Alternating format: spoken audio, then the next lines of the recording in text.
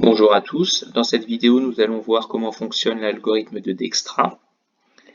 Le problème posé ici consiste à relier la ville de Rennes, représentée par la lettre R sur le graphe, à la ville de Grenoble, représentée par la lettre G. Le but étant de trouver le plus court chemin entre ces deux villes avec les distances sur autoroute qui sont modélisées ici sur le graphe. On va commencer par construire un tableau avec une colonne correspondant à chaque sommet du graphe. L'ordre des colonnes n'a pas d'importance, mais en général on commence par le point de départ à gauche et par le point d'arrivée à droite. Alors, on va commencer par ce point de départ, qui est la ville de Rennes, avec la lettre R, et on va commencer par mettre un 0, puisque évidemment, dans la colonne R, on est à une distance de 0 du départ. Comme ici, on a une seule valeur dans notre tableau, c'est forcément la plus petite valeur. Et donc, on va recopier le 0 en dessous. On va laisser le R pour dire qu'on vient de Rennes, même si évidemment pour 0, ça n'a pas beaucoup d'importance. Et tout le reste de la colonne, on va le compléter par des petits points pour dire qu'on n'y revient pas. Maintenant, on est donc au point R. À partir de là, deux possibilités s'offrent à nous. Soit on va en A avec une distance de 120 km, donc on va noter ça dans la colonne A, 120, on va mettre le R pour dire qu'on vient du R, soit deuxième possibilité, on va en M avec une distance de 150 km, et on va bien noter aussi le R pour dire que ce 150 c'est à partir de R. Les valeurs qu'on a ici, on va ici les encadrer en vert, ça c'est de manière provisoire, on va regarder laquelle des deux est la plus petite. Évidemment, c'est 120, donc dans la colonne A, on va recopier le 120, je vais le mettre en rouge, et comme tout à l'heure, on va mettre des petits points pour dire que la colonne, on n'y revient plus.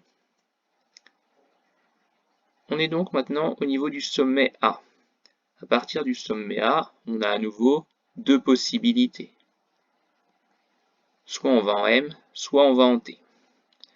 Alors, si on va en M, on a bien une distance de 100 km. Mais comme pour aller à A, on avait déjà une distance de 120 km, celle qui est en rouge, on va donc rajouter 120 et 100, ce qui fait un total de 220 km qu'on va mettre dans la colonne M et on va mettre un A pour dire qu'on est arrivé en M à partir du point A. On va faire la même chose pour T, cette fois 120 plus 120, 240 à partir du point A. Maintenant ici, on va regarder les valeurs qui nous restent. On ne peut pas s'occuper des colonnes R et A puisque elles, c'est réglé, on a les petits points, on n'y revient plus. Donc ici, j'ai mis mes trois valeurs en vert. On va prendre la plus petite de ces trois valeurs. Donc ici, évidemment, le 150 qu'on va mettre en bas de la colonne M et compléter avec des petits points pour ne plus y revenir. On est donc en M. À nouveau deux possibilités.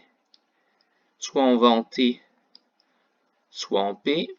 Pour aller en T, il faut rajouter une distance de 105 km aux 150 qu'on avait déjà en rouge, donc 255 à partir du point M. De la même façon, dans la colonne P, on va rajouter à 150 la valeur 190, donc 340 à partir du point M. Comme tout à l'heure, je mets en vert mes trois valeurs qui me restent. La plus petite, c'est 240. Donc c'est celle-là qu'on va mettre en bas de la colonne T. On est donc en T, deux possibilités, soit P, soit L. Pour aller en P, il va falloir rajouter 220 km au 240, c'est-à-dire 460 à partir de T. Et pour aller en L, il faut lui rajouter 490 plus 240, ça fait 730. À nouveau, trois choix possibles. On prend le plus petit, 340, qu'on va mettre en bas de la colonne P. On est donc à P, qui correspond à la ville de Paris. Cette fois, il nous reste un seul choix, le L. Donc on va rajouter nos 440 km aux 340 qu'on a en rouge, ce qui va faire 780. Il nous reste ici deux choix. La plus petite est évidemment la valeur 730. Et pour terminer, comme on est en L, évidemment, il reste plus qu'un seul choix pour aller à G, avec une distance de 110 km. qu'on va rajouter ici. 730 plus 110, ça fait 840. Comme c'est la dernière valeur qui reste, évidemment, c'est celle-là qu'on va recopier. Donc ici, on est bien arrivé à notre point d'arrivée, hein, Grenoble. Et là, on voit avec la dernière case qu'on a parcouru une distance de 840 km. Maintenant, sur le graphe, on va revenir en arrière.